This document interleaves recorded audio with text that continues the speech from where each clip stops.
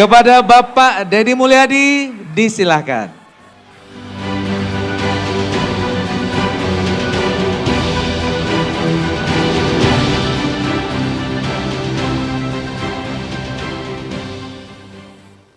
Assalamualaikum warahmatullahi wabarakatuh. Sampurasun.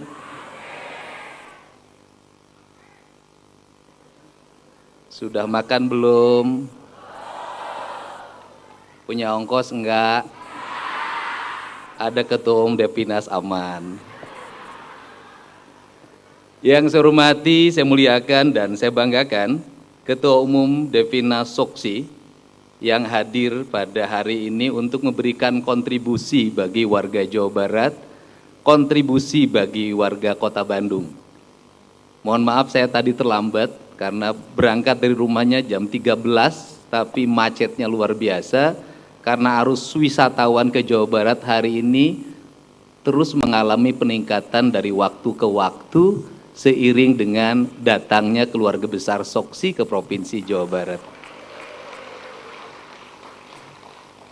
Yang saya hormati Ketua Dewan Pertimbangan Soksi, Bapak Thomas Suyatno, saya ucapkan terima kasih. Ketua Dewan Kehormatan, ini senior kita semua, mantan menteri yang sangat berpengaruh di era Pak Harto, Bapak Utoyo Usman, panjang umur, berkah selalu. Kemudian Ketua Dewan Pakar Soksi, ini dengar nama ini dulu saya selalu tertarik ketika saya masih SMA, Bapak Bomer Pasaribu. Ini sangat kayanya luar biasa, punya pasarnya aja beribu-ribu. Yang saya hormati Ketua Dewan Etik DPP Partai Golkar, Muhammad Hatta, panggilannya Kanda Hatta. Walaupun sudah sepuh tetap menjadi Kanda, jadi kelihatan muda. Saya ucapkan terima kasih kehadiran Wakil Gubernur Jawa Barat, kemudian Ketua DPD Partai Golkar Provinsi Jawa Barat, Kang Daniel Mutakin. Ini anak muda, menurut saya sih adik ya, pinter, cantik, visioner, orang Purwakarta lagi. Sekretaris Jenderal DPP Depinas Soksi. Saya ucapkan terima kasih menjadi penerus ayahanda tercinta. Saya ucapkan terima kasih atas kehadiran Wakil Ketua Umum Bidang Pertanian dan Ketahanan Pangan. Wah, Pak Yon tuh merangkap jabatannya. Di sini Wakil Ketua Umum, Ketua DPD Soksi Provinsi Jawa Barat, politisi senior sepanjang zaman, siapapun ketua DPD-nya, Pak Yon ketua praksinya.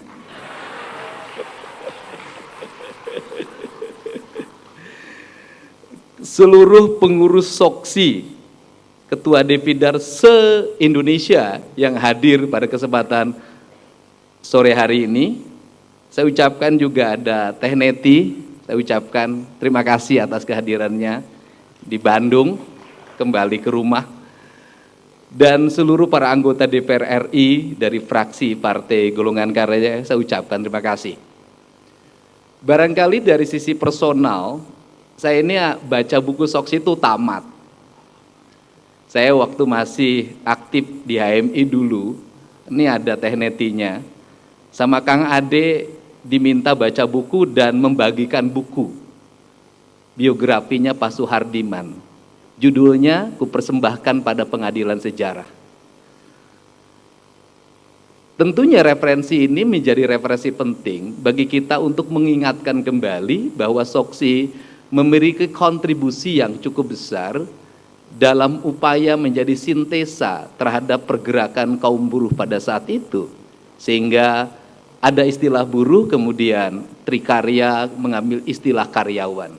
Intinya adalah mengakomodir seluruh apa yang menjadi kepentingan dan kebutuhan para karyawan di Indonesia, terutama mereka yang bekerja di perkebunan, untuk memiliki kontribusi politik, memiliki visi politik yang sama, kemudian melahirkan kesejahteraan. Saya Pak Ketua Umum bicara bahwa bicara tentang buruh, bicara tentang karyawan, ada dua menurut saya kalau yang di kalangan buruh industri, hari ini perjuangan dan pergerakannya relatif sangat dinamis dalam setiap waktu. Karena organisasi yang menanganinya sangat banyak dan pemerintah selalu memberikan respon positif dalam setiap waktu. Tetapi yang harus menjadi bahan perhatian kita semua adalah penderitaan atau degradasi kesejahteraan yang dialami oleh para karyawan di perkebunan yang dikelola oleh BUMN yang dalam setiap waktu mengalami degradasi yang tajam. Degradasi itu meliputi semakin menurunnya sektor perkebunan, daya dukung lingkungannya sangat semakin rendah dan orang semakin tidak peduli. Yang kedua, upahnya juga sangat rendah. Yang ketiga, ketika pensiun juga sangat rendah, rata-rata Rp300.000 per bulan. Itulah yang memberikan kontribusi terhadap dampak kemiskinan di Jawa Barat. Kemiskinan di Jawa Barat itu berputar pada wilayah-wilayah di antaranya Jawa Barat Selatan, dari mulai Sukabumi, Cianjur Selatan, Garut Selatan, sampai ke wilayah Tasik, dan mayoritas mereka itu adalah karyawan perkebunan. Kemudian yang kedua, degradasi lingkungan karyawan perkebunan itu diambil alih dengan sektor perkebunan sayur. Sektor perkebunan sayur juga menurut saya memberikan kontribusi kemiskinan lagi. Kenapa? Karena para bandarnya yang kaya raya, tapi mereka yang kulinya itu rata-rata upahnya 30.000 per hari, bahkan ada yang di bawah 30.000 per hari. Di samping itu, lingkungan mengalami degradasi, perubahan culture antara perkebunan teh menjadi perkebunan sayur, areal hutan tutupan berubah menjadi perkebunan sayur. Ada dua ancaman terbesar dalam masa depan. Yang pertama, ancaman kemiskinan yang berlangsung hari ini. Yang kedua adalah ancaman degradasi lingkungan yang menguras dana APBN dan APBD dalam bentuk bencana dalam setiap waktu. Maka, mari kita bersama-sama untuk mencari solusi bagaimana karyawan perkebunan yang rumahnya hari ini sudah mulai hampir roboh itu berubah nasib. Dari sintesa ini mudah-mudahan dalam kapasitasnya sebagai Ketua Komisi Keuangan, Provinsi Jawa Barat mengambil keputusan. Yang pertama adalah merecovery area perkebunan, karena itu tujuannya adalah membangun konservasi dan ekosistem. Ekonomi itu tidak begitu kuat dalam pandangan saya, konservasi yang utama. Maka hari ini Pemprov Jabar mulai mempekerjakan masyarakat dengan upah dari Provinsi Jawa Barat untuk menanam teh di areal-areal pegunungan, areal perbukitan yang oleh PTPN tidak dikelola dan dialihfungsikan peruntukannya, bahkan disewa-sewakan. Dengan upah ini diharapkan dalam jangka panjang perkebunan menjadi kokoh, tapi masyarakatnya bisa mendapat upah yang cukup dari provinsi. Itu yang pertama. Yang kedua adalah merenovasi seluruh rumah-rumah yang di areal perkebunan itu, yang umurnya rata-rata 40 tahun, 50 tahun, dengan rumah-rumah panggung yang memiliki fungsi sebagai rumah hunian atau homestay. Sehingga mereka dalam mendapat keberuntungan hikmah dari perkembangan industri kepariwisatan yang berkembang. Metik tehnya boleh hanya 30.000, tetapi dia mendapat setiap waktu ada kunjungan ke daerah-daerahnya, mereka nginep dalam homestay-homestay yang milik karyawan, yang itu dirubah oleh pemerintah provinsi sehingga dia mendapat tambahan penghasilan. Sehingga hari ini ada sebuah ironi. Ironinya adalah kaum perkebunan menjadi kaum yang marginal, miskin, tetapi tontonan kebun tehnya melahirkan orang-orang kaya baru yang menikmati dari industri kepariwisataan. Nah, kerangka yang basic keadilan inilah yang barangkali nanti menjadi pikiran dan rekomendasi kita semua. Karena bagaimanapun ada dua hal yang harus menjadi bahan perhatian kita. Hutan harus terjaga, perkebunan harus terkelola, tapi rakyat harus sejahtera. Untuk itu saya mengucapkan terima kasih dan kehadiran serta rapat kerja nasional keluarga besar SOKSI ini berbarengan dengan hari jadi Tatar Sunda, yaitu pada hari Senin sebenarnya, tapi kegiatannya hari Minggu tanggal 17 Mei 2026. Dan kita ada, kalau mudah-mudahan bisa hadir, kita ada pemantasan drama kolosal Judulnya Pajajaran Gugat. Di antara yang kita gugat adalah perkebunan.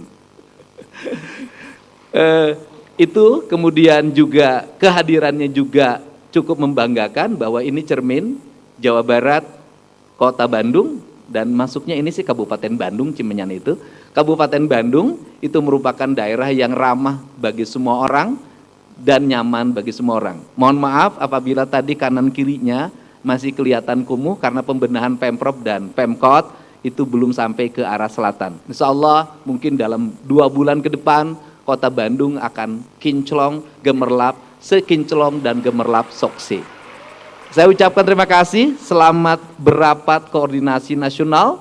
Semoga kita semua senantiasa bisa menjaga keutuhan negara Republik Indonesia, bisa menjaga kemakmuran rakyat, bisa menjaga seluruh amanah yang telah diberikan oleh masyarakat Indonesia dan masyarakat Jawa Barat. Bagi saya, hadir di tengah keluarga besar Soksi, itu sama dengan saya kembali ke mantan. Karena saya adalah mantan anggota DPR RI dari fraksi Golkar. Jadi, hubungan tidak bisa selamanya bersama dalam satu rumah, tapi silaturahmi dan kebaikan tetap kita terjaga. Kerjasama untuk bangsa bisa kita lakukan secara bersama-sama. Karena apa? Karena merah dan putih adalah warna kebanggaan bangsa kita. Saya ucapkan terima kasih. Wallahu muwaffiq ila aqwamit thoriq. Assalamualaikum warahmatullahi wabarakatuh. Sampurasun. Terima kasih, mohon maaf tadi tersebut. Ini senior saya juga, Bapak Idrus Marham. Terima kasih atas kehadiran Jawa Barat. Bapak Kiai, terima kasih. Waalaikumsalam warahmatullahi wabarakatuh. Boleh kita